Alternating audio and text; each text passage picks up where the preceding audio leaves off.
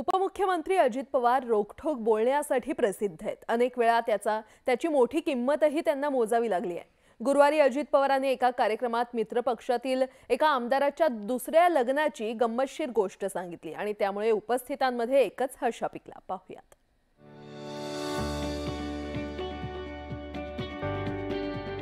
गुरुवारी विधान परिषदेतील 4 सदस्यांच्या निरोपाचा कार्यक्रम पार पडला। त्यामध्ये भाजपचे आमदार सुरेश धस यांचाही समावेश होता। यावेळी उपमुख्यमंत्री अजित पवारांनी विधान परिषदेतील आमदार कशा पद्धतीने वेगवेगळे मुद्दे मांडतात याचा उहापोह केला।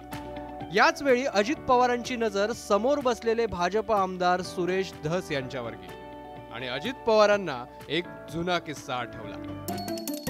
आमदार कधी कधी आपल्या नेत्यांना कसं पेचात टाकतात याविषयीचा तो किस्सा होता। खरं तर त्यावेळी धस हे अजित पवारांसोबत राष्ट्रवादी काँग्रेसमध्ये होते आणि ते एक आगळी वेगळी परवानगी घेण्यासाठी अजित पवारांकडे आले होते। पण एकदा असं देवगिरीला आईंना पण घेऊन आले आणि इतरांना पण घेऊन आले आणि मला एक परवानगी मागितली। मला कसली परवानगी मागतो? नाही, आईला पण आणलेलं आहे। परवानगी कुठली मागावी?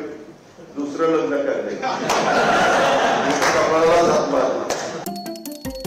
सुरेश धस यांनी त्यावेळी अजित पवारांकडे दुसऱ्या लग्नासाठी परवानगी मागितली होती आणि त्यासाठीच ते आपल्या आईसह अजित पवारांकडे आले आणि त्यानंतर पुढे काय झालं हे अजित दादांच्याच तोंडून ऐका। आईला तिला बसलो माझ्यासमोर, आईची संमती तुम्ही संमती द्या। अरे म्हणलं सुरेशच्या काय चाललंय काय त्याच्या काय मनात कधी मुलाचं काही सांगता येत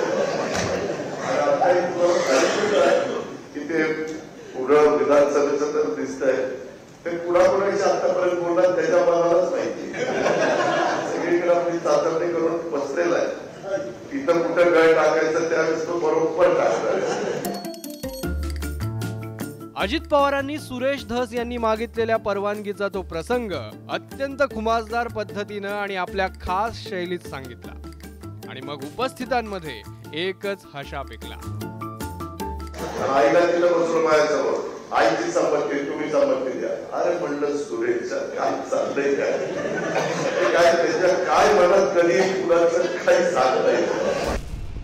खरं तर सुरेश धस हे कसे बेधडक स्वभावाचे आहेत हे सांगण्याचा प्रयत्न अजित पवारांनी केला खरा, पण धस यांना अजित पवारांची ती रोखठोक वाणी रुचली नाही।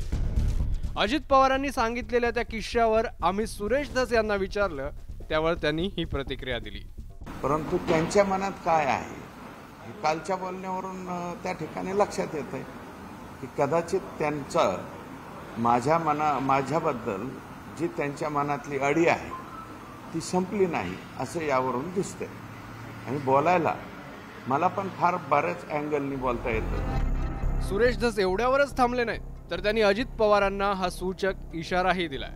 जे काय आहे ते मी बोलेल, कारण मी राजकारणामध्ये हे बघा मागं पुढं काहीही ठेवून बोलणारा नाही, मी स्पष्टपणे बोलेल। पण मी आजही त्यांचा आदर करतो, आजही इज्जत राखतो, त्यांची इज्जत करतो। परंतु त्यांनी मला असं वाटतं ते तुम्हाला पटलंय का नाही, परंतु आणि ते ज्या विषयाच्या बाबतीत माझ्याबद्दल बोलले तो जग जाहीर आहे। खरं तर अजित पवार आणि सुरेश धस हे सध्या महायुतीत एकत्र आहेत, पण कधी काळी हे दोघेही एकाच पक्षात होते। धस राष्ट्रवादीत असताना अजित पवारांनी त्यांना मंत्रिपदाची संधीही दिली। सुरेश धस यांच्या आजवरच्या राजकीय प्रवासावर नजर टाकली तर त्यांनी भाजप, राष्ट्रवादी आणि पुन्हा भाजप असा प्रवास केलाय, पण त्यांच्या या लग्नाचा किस्सा फारसा कोणाला माहीत नव्हता। मात्र अजित पवारांमुळे आता राजकीय वर्तुळात सुरेश धस यांच्या या किस्स्याची मोठी चर्चा रंगली आहे। Bureau report, news 18 Lokmat.